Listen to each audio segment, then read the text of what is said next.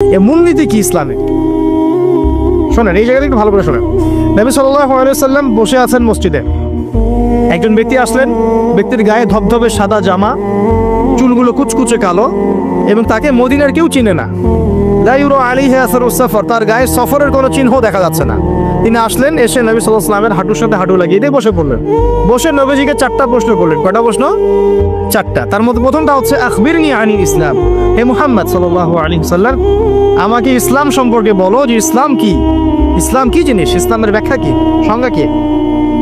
নবীজি বলছেন সাল্লাল্লাহু আলাইহি ওয়াসাল্লাম, আর ইসলাম হচ্ছে আনতাশহাদু আল্লা ইলাহা ইল্লাল্লাহ, তুমি সাক্ষ্য দিবে যে আল্লাহ ছাড়া কোনো ইলাহ নাই, ওয়া আন্না মুহাম্মাদান আবদুহু ওয়া রাসূলুহু, এবং মুহাম্মদ সাল্লাল্লাহু আলাইহি ওয়াসাল্লাম আল্লাহর বান্দা এবং রাসূল। এটা 1 নাম্বার ইসলামের ভিত্তি। এটা নাম্বার 1 হলো কালিমা। কালিমার মধ্যে 2টা অংশ। কয়টা অংশ? একটা হচ্ছে লা ইলাহা ইল্লাল্লাহ, মানে আল্লাহ পাকের তাওহীদ ছাড়া অন্য কোনো কিছু চলবে না। 2 নাম্বার হচ্ছে মুহাম্মদুর রাসূলুল্লাহ, মানে নবীর সুন্নাত ছাড়া অন্য কোনো সুন্নাত চলবে না। সিম্পল। লা ইলাহা ইল্লাল্লাহ মানে আল্লাহ ছাড়া কিছুই নাই, মানে আল্লাহ ছাড়া কোনো রিজিক দাতা নাই, কোনো পালনকর্তা নাই, কোনো সন্তান দাতা নাই, কোনো জীবন দাতা নাই, কোনো মৃত্যু দাতা নাই, কোনো বিধান দাতা নাই, আল্লাহ ছাড়া কিছুই না। আল্লাহ পাকই সব, আল্লাহ থেকে সব হয়। নাকি অন্য কোন ইলাহ আছে? আস্তাগফিরুল্লাহ, অন্য কোন ইলাহ আছে? নাই।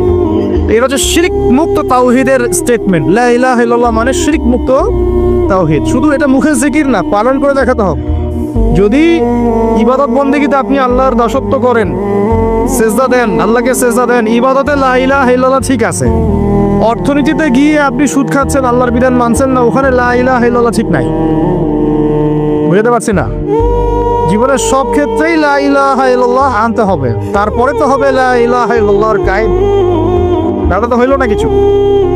2 নাম্বার মুহাম্মদ রাসূলুল্লাহ মানে আপনি অন্যের মন গড়া কোনো আদর্শ, দর্শন, সুন্নাত ফলো করতে পারবেন না। আপনাকে মুহাম্মদ সাল্লাল্লাহু আলাইহি ওয়াসাল্লামকেই রোল মডেল মানতে হবে। এর নাম মুহাম্মদ রাসূলুল্লাহ। যদি কেউ মুহাম্মদ রাসূলুল্লাহ বলে অন্য কাউকে তার আদর্শ মেনে চলে, তাহলে মুহাম্মদ রাসূলুল্লাহ কেটে গেছে।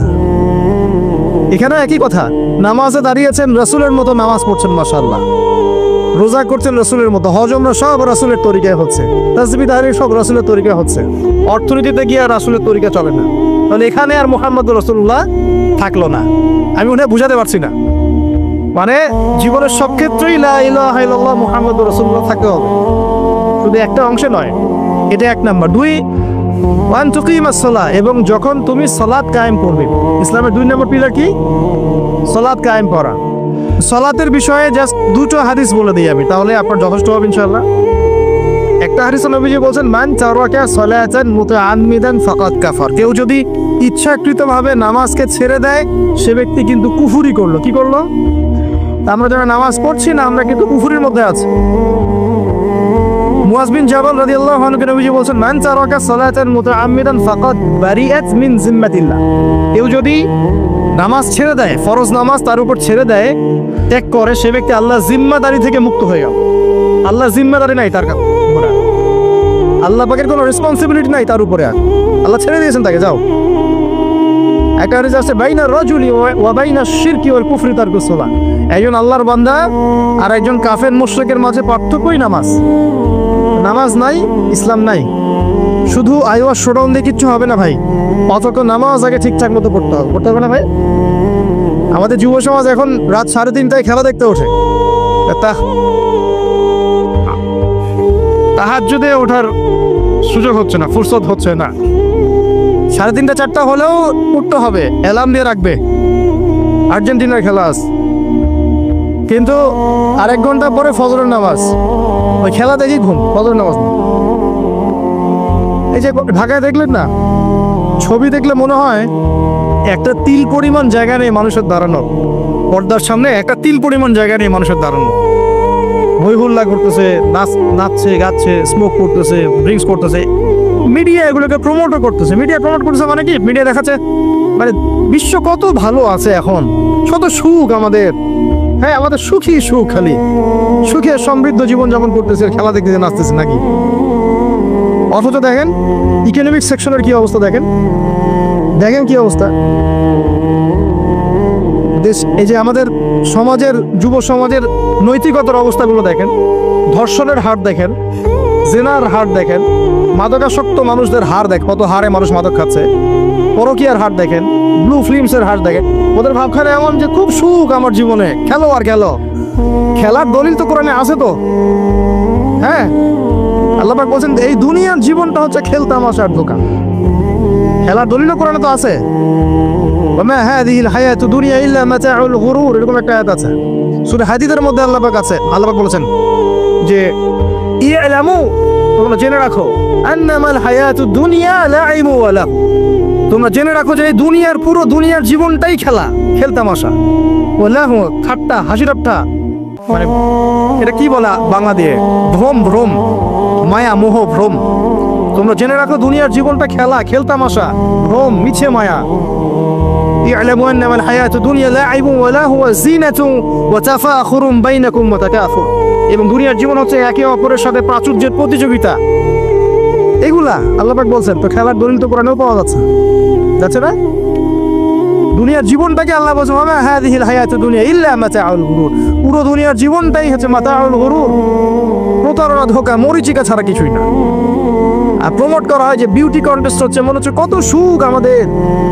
হ্যাঁ, মেয়েরা একদম অর্ধনগ্ন নগ্ন হয়ে ফ্যাশন শো করছে, প্রমোট করছে, দেখো এগুলো সবাই কি সুন্দর জিনিস, কত সুখ, কত সুখে আছি আমরা। খেলতেছে মানুষ, দেখো ব্রাজিল আর্জেন্টিনা খেলা হচ্ছে, কত সাপোর্টার, কত সুখ, কত মজা, কত লাজ্জাত দুনিয়াতে। হ্যাঁ, মানে কি প্রমোট করতেছে দেখেন। মানে রিয়েলিটি, একটা কথা বলেছে অনেক লেকচারে যে এই ফিতনাময় যুগ, দাজ্জালের যে যুগটা হবে না, ওই যুগে বাস্তবতা আর ভিজুয়াল ওয়ার্ল্ড হবে আকাশ পাতাল পার্থক্য। মানে যা আপনি দেখবেন সেটা সত্য না, ভিতরের বিষয়টা সত্য, যেটা আপনি দেখতে পাচ্ছেন। যা আপনি দেখবেন সেটা সত্য না, যা সত্য তা আপনি দেখতে পাচ্ছেন না। এটা হবে দাজ্জালের যুগ। কেমন? খিদিরের মতো। নৌকা ফুটা করলেন কেন? সন্তান হত্যা করলেন কেন? বাচ্চা হত্যা করলেন কেন? আর যে দেয়াল নির্মাণ করলেন কেন? তিনটা ক্ষেত্রে মুসা আলাইহিস সালাম ভেটো দিচ্ছেন, খিদির আলাইহিস সালাম বলছেন যে এর পিছনে কারণ আছে। কারণ আছে না? দাজ্জালের যুগটা এমন হবে, বাহ্যিকভাবে যেটা দেখছেন চোখ দিয়ে এটা সত্য নয়, ভিতরে যেটা আছে ওটা সত্য। ভিতরটা সবাই দেখতে পারবে না, দেখতে হলে খিদির হতে হবে। ভিতরটা হচ্ছে যে সমাজ তো ডিস্ট্রয়েড, ম্যাসাকার হয়ে গেছে, সমাজের কাঠামোই ভেঙে গেছে আমাদের। এখন নারী পুরুষের যে ফাংশন চেঞ্জ হয়ে গেছে, ধর্ষণের হার দিন দিন বেড়ে গেছে, ইফটিজিং বেড়েছে, বেপরদামি বেড়েছে, নগ্নতা বেড়েছে, মাদক বেড়েছে, পরকীয়া বেড়েছে, কচি কচি বাচ্চা কাচ্চা মেয়েগুলোকে ধরে ধরে ধর্ষণ করা হচ্ছে। সমাজের কাঠামোই চেঞ্জ হয়ে গেছে, সমাজের সমকামিতা বেড়েছে, প্রচুর সমকামী, খেলতামাশা, দুনিয়ার জীবনটা খালি খেলতামাশা। আর আমাদের এই যুব সমাজ, যাদের হাতে ইসলামের ভবিষ্যৎ আছে, ওদেরকে এইদিকে মোহাগ্রস্ত করে রেখে দেওয়া হচ্ছে। এরা নামাজ পড়ে না, কোরআন তেলাওয়াত করে না, আলেম ওলামার সাথে কোনো সোহবত নাই, কোনো সম্পর্ক নাই, হাদিসের কিতাব নাই বাসায়, দাড়ি নাই, ইসলামিক লেবাস পোশাক নাই, ইসলামিক মূল্যবোধ নৈতিকতা নাই, আল্লাহ রাস্তায় সময় দেওয়ার কোনো মানসিকতা নাই। এই যুবক ছেলেপেলেগুলো কিনে নাচতেছে মিডিয়া। কি করবে এরা দেশের জন্য? যারা এরকম অন্য একটা রাষ্ট্র, যে রাষ্ট্র আমাকে চিনেই না, ওর খেলায় সে হুজুকে লাফায়, এ দ্বারা রাষ্ট্রের উন্নয়ন হবে নাকি? আজীব কথা বলেন, এইসব লোকজন দ্বারা রাষ্ট্রের উন্নয়ন হবে নাকি? যখন আমরা এই খেলতামাশায় ব্যস্ত আছি, দেখবেন পশ্চিমারা ঠিকই ওদের উদ্দেশ্য বাস্তবায়ন করছে।